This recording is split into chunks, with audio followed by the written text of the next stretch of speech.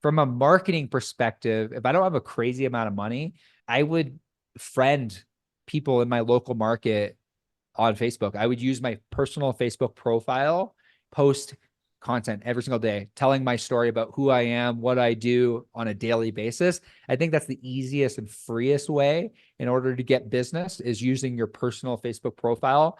80% is about telling your story, and 20% is about what you're actively doing in real estate.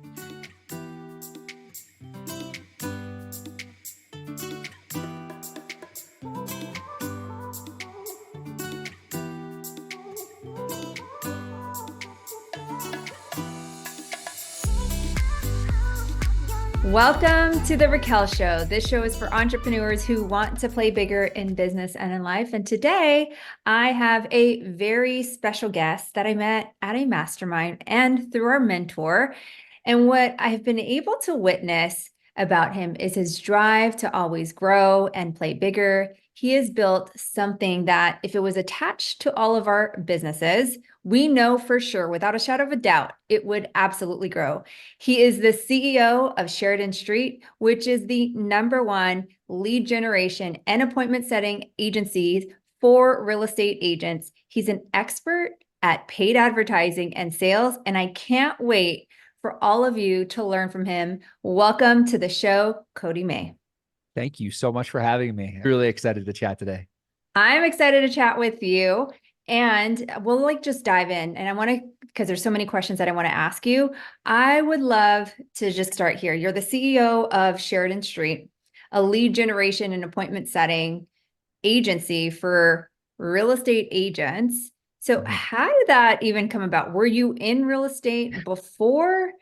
Did you have people in real estate that you did this work? How did that all come about? Just to give people context. Yeah. So I spent 10 years in telecom managing teams, and we always had a passion for sales, always had a passion. I got my first sales job at 18, worked my way through up the company. We took our 800 square foot store from 2 million to 5 million in 3 years. And I got to a point where we were doing entrepreneurial things and in the store. And I finally made the decision to kind of transition and kind of go out on my own. And in 2018, I started our agency, and the agency at the time was called Studio PTBO. And we were doing video marketing, websites, really just working with any business that had a need for anything online lead generation related, because I was super fascinated with marketing and branding and telling your story, and had the opportunity to work with some large brands. Was doing some consulting work for Freedom Mobile, Access Storage. We did the Ontario SPCA campaign, and then the pandemic hit, and we were doing a lot of campaign related things, and the world shut down, and the video clients we were working with and productions that we were working with, everything shut down, and it forced me to kind of pivot in 2020. And in that time, I was actually in a mastermind with Sheridan St, our mentor, and I was doing a bunch of different things, and I was running around managing a bunch of different campaigns. And I sat down with one of our mutual mentors, Taki and Bill Barron, and they're like, "You're doing a lot of things, but it's not scalable." And I said, "I understand, but I have no idea what I'm going to do." And they made the recommendation in 2020 that we niche down. So we did. And we were working with a couple of real estate agents at the time. And I got introduced to Sheridan, and which then introduced me to Vikram. And we just decided to pivot our entire business. And around that time, we actually rebranded our company to Sheridan St as well. And I went really deep into the mind of the real estate agent, what they were struggling with. And I had Sheridan, who was there helping us in the early stages, anyone that knows Sheridan, president of a publicly traded company now. This was prior to that. He was still riding out the merger from TELUS Properties to Douglas Elliman. So he was just helping us behind the scenes. And I'm like, I don't really understand these people, but he helped me accelerate the understanding of the industry. And we opened up an inside sales agency company where essentially, if you have a database, we help you set appointments. If you don't have a database, we help you build the database and set appointments. And that was just through trial and error. In the early beginnings, made a lot of mistakes, didn't really understand, trying to find product market fit. And I think late last year, we finally latched on to product market fit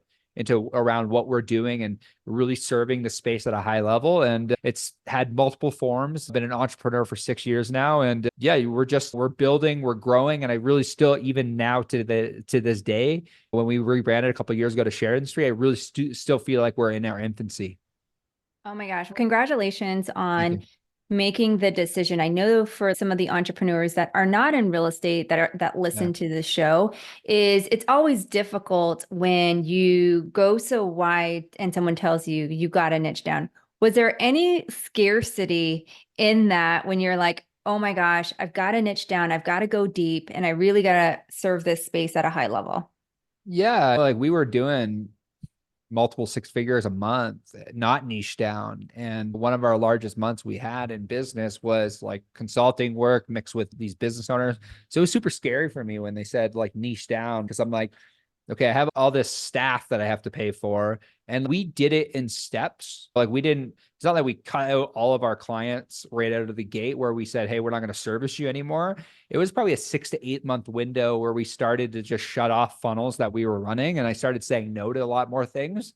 But as I started to say no to things, opportunities in the real estate space started to open up where it's, hey, we want you to come speak at this event, or hey, this booth opens up, or like Sharon was in the beginning was a really big advocate around what we were doing and what we were trying to build. But it was super scary. Like I knew that I had to do it instinctually, but I didn't know how to do it because I worked a lot of consulting contracts prior to, like in the marketing space. And I was working with like large brands that were paying us a lot of money monthly, and shutting that down was like a super hard thing to do. But I knew that if I wanted to create a systematic process that could eventually sell someday, I knew that I would never be able to do that in the consulting space. It's near impossible. So we split the two, where I was still doing some consulting work on the side. And I opened up another corp called Cody May Limited, and I was doing some consulting work on the side for some brands, but then I had our Sheridan St brand on the side. So I split the two.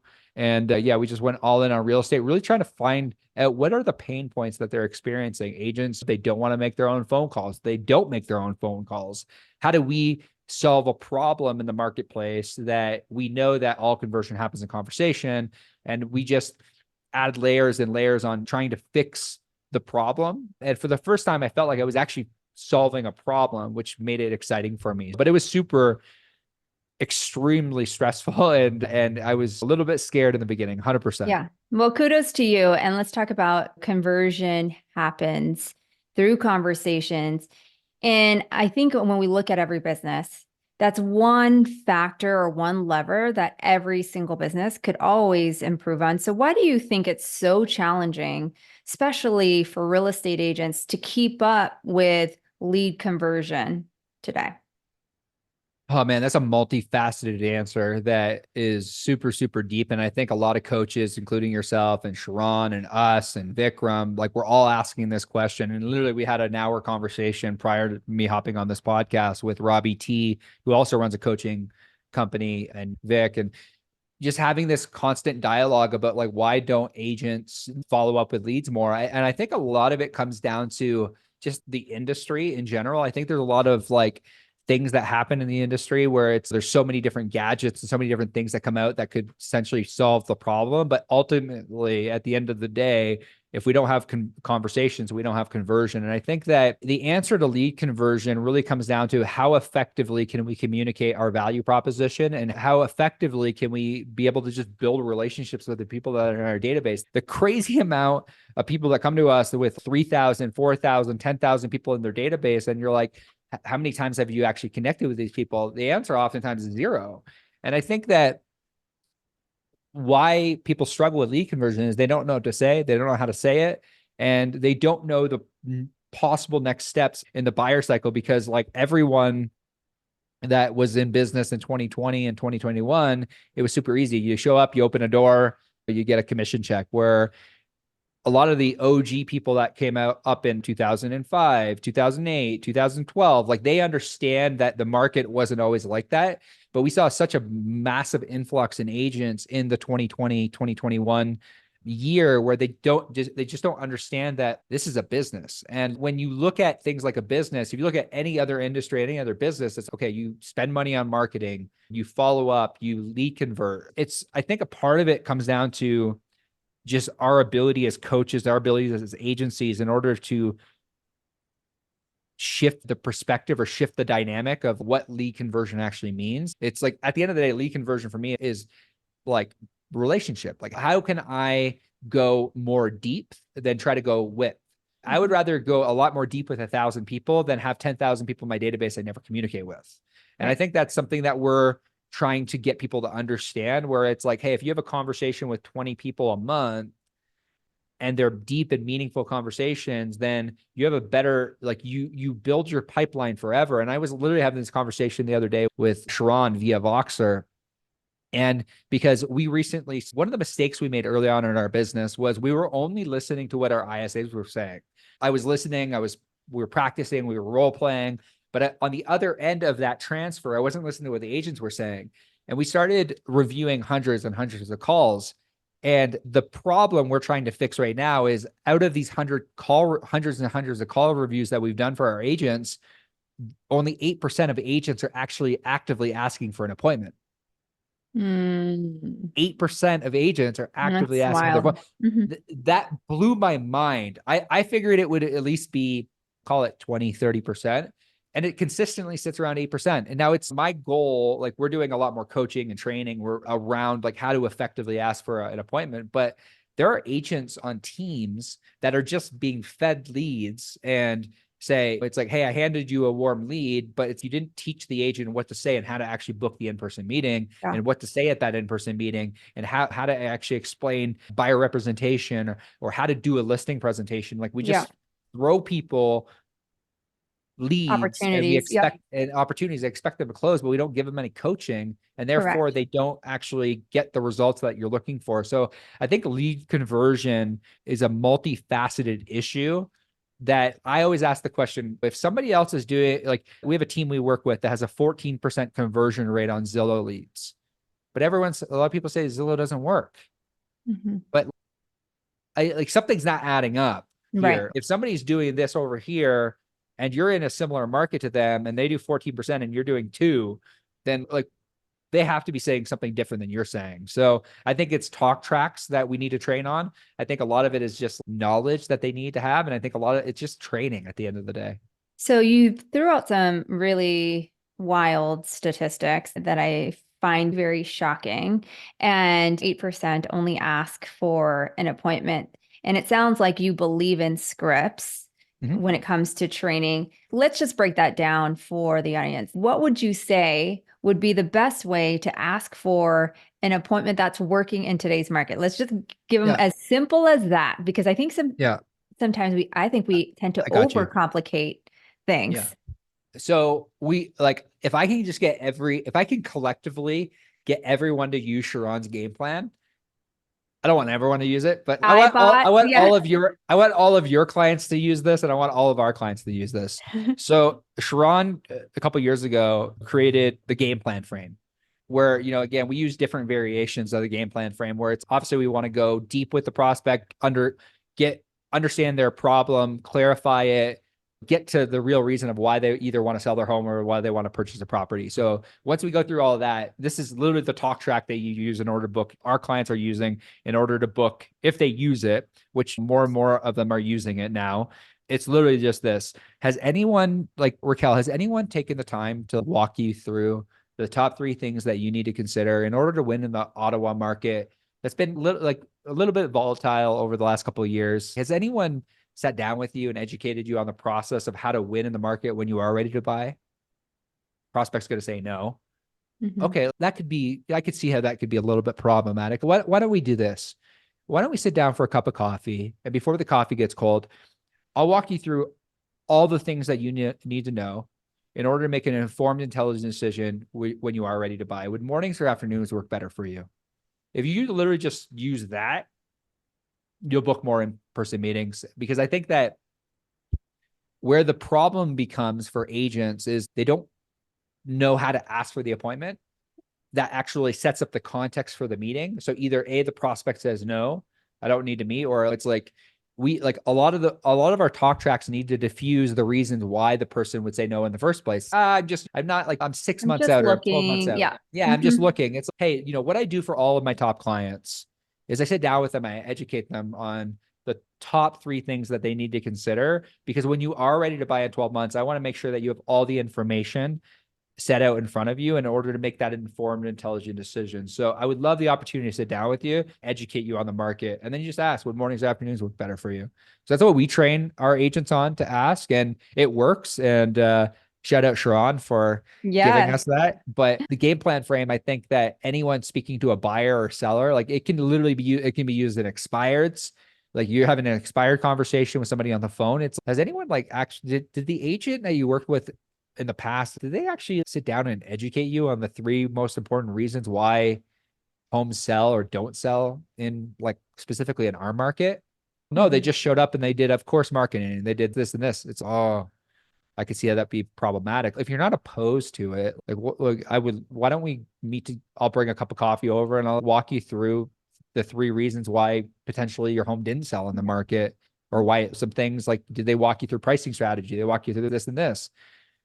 I think it's just like our ability to feel comfortable asking for the appointment. It's that requires practice, and we Yeah. practice these things consistently. And I think that there's an element for us, because we're an ISA setting company and like we're a lead gen. I don't think 97% of agents have lead issues. I think they have sales Oh, issues. They have communication issues. They don't know how to speak to a buyer or seller that isn't ready to go right this second.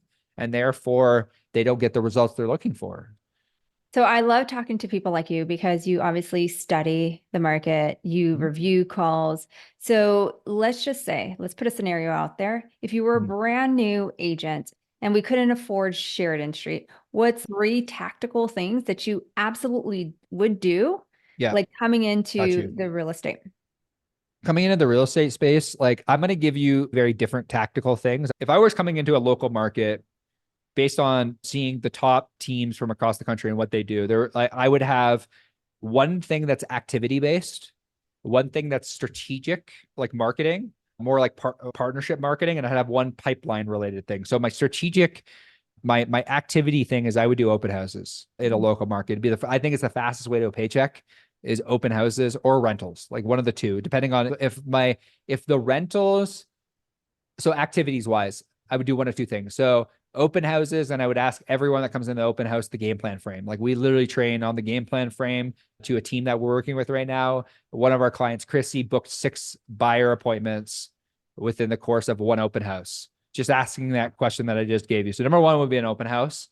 If my market is a higher rental market, I would service rentals, and then I would reinvest that money I do with rentals into paid advertising. So I'd run PPC or Google, like PPC, Facebook leads. That would be my pipeline business. Strategic partnerships wise, I would try to get in front of as many lawyer, title reps, mortgage officers, as I would try to provide value to them. And we have a good friend, Justin Stoddard, who talks about Yep. that consistently, the upstream model. But from a marketing perspective, if I don't have a crazy amount of money, I would friend people in my local market on Facebook. I would use my personal Facebook profile in order to just add 20 to 30 connections every single day. Maybe I go into Facebook groups in the local market and I just add Yeah. people, and I would just post content every single day, telling my story about who I am, what I do on a daily basis. I think that's the easiest and freest way in order to get business, is using your personal Facebook profile. 80% is about telling your story, and 20% is about what you're actively doing in real estate. So good. That, I think that is the freest way in order to get business right now, because I think unlike Instagram, you have to wait for people to follow you or potentially go into the DMs and DM people, where Facebook, I could just connect with people, add them as a friend, and eventually they show up, and like my stuff shows up in their feed. So I think it's one of the most tactical ways Right. locally in order to build an audience to essentially get them to buy and sell real estate with you. That's so great, Cody. And then, so you brought up paid advertising for your pipeline activity. So I want to Yeah. switch gears. You're an expert at paid advertising. How have you seen agents effectively use paid ads? Because it's a wide variety out there in the paid ads world and agency world, and costs at all different price points. So where have you seen Totally. agents like effectively use paid ads today? So this is a two-prong answer. And the reason this is a two-prong answer is because if you don't want to call the lead, Then which a lot of agents don't want to call the lead, you need to stack as many questions to that form as you can possibly do.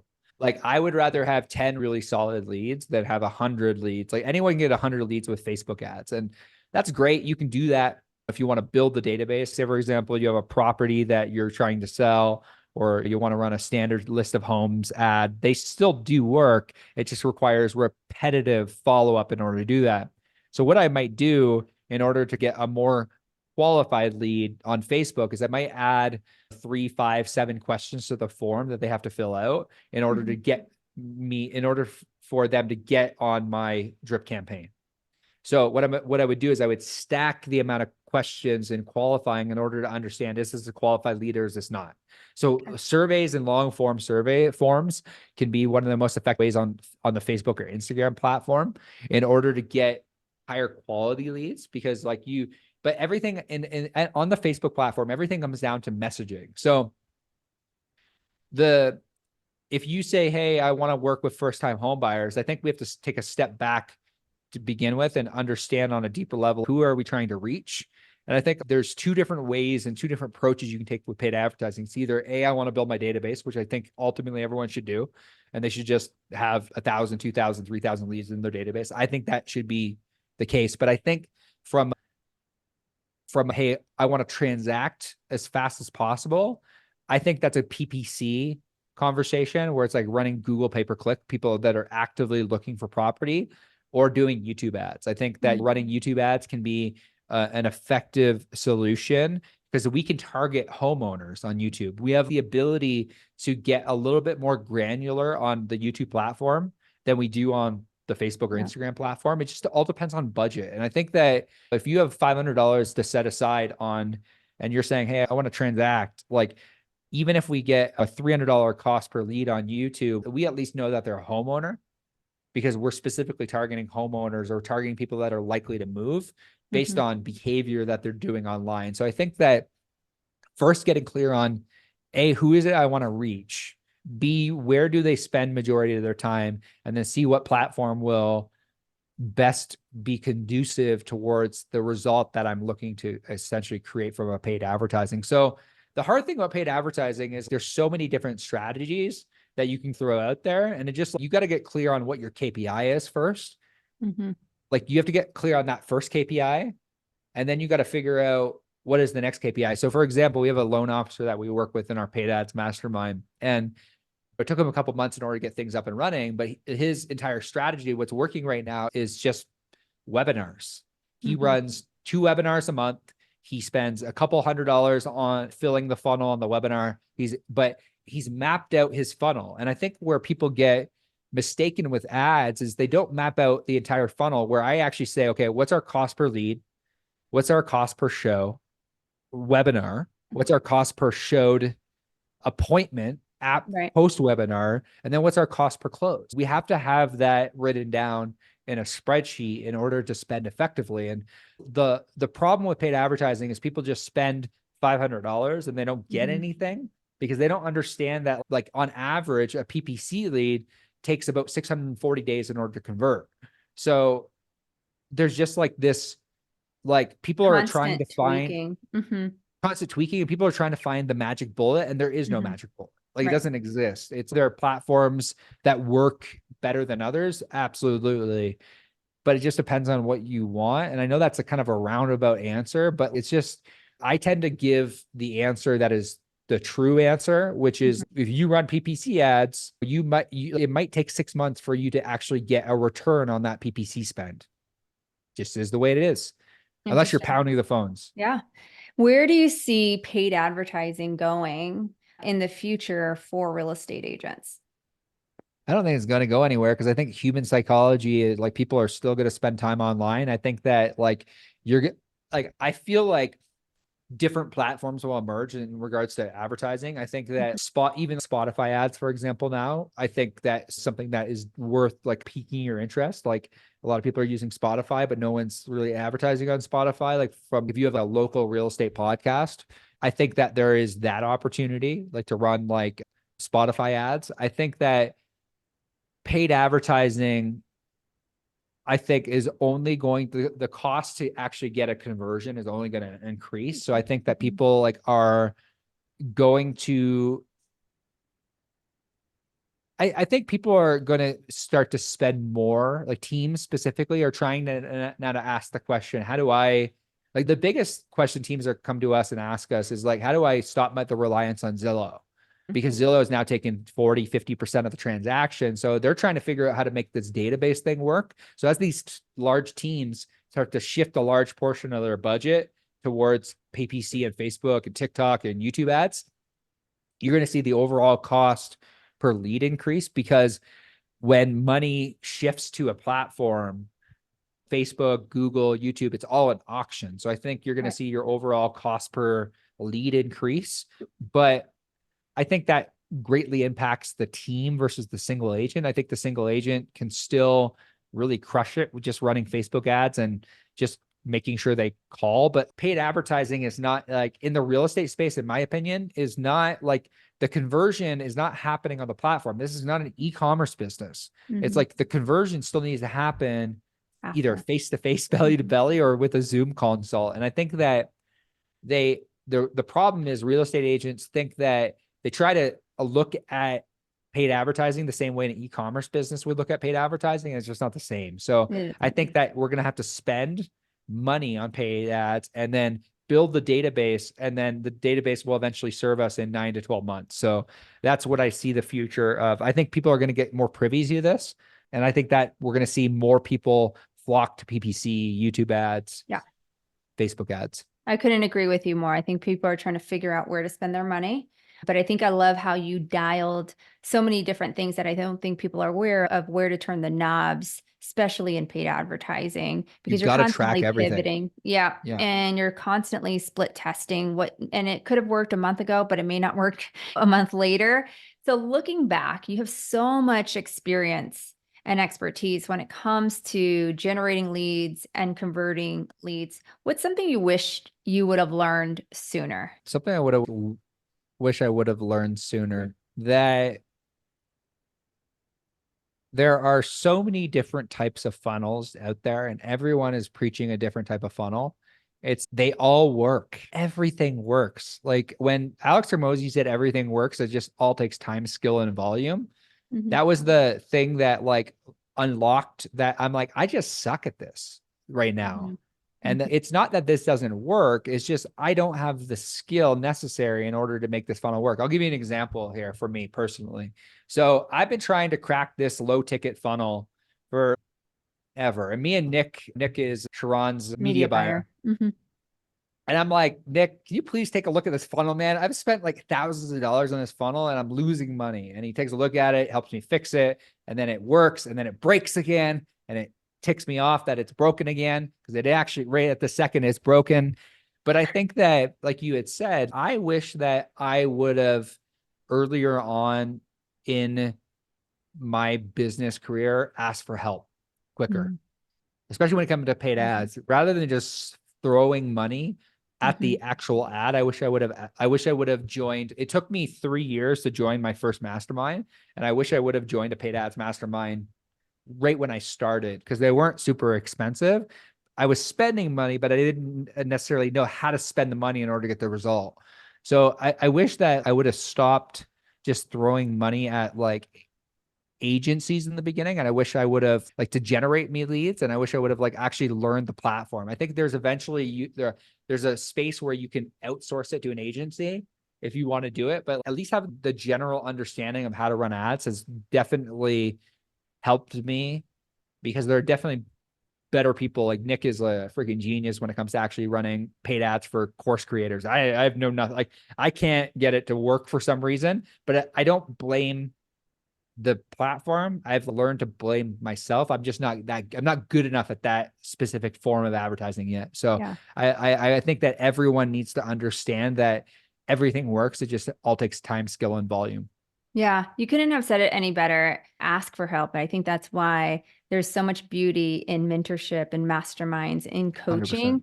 Instead of trying to figure it out, because you're wasting time, right? There's people that have already done it or tried different things and that do this on a daily basis, or see stats on a daily basis on what's working in our industry. So I love that. So as we wrap up, what's next for Cody?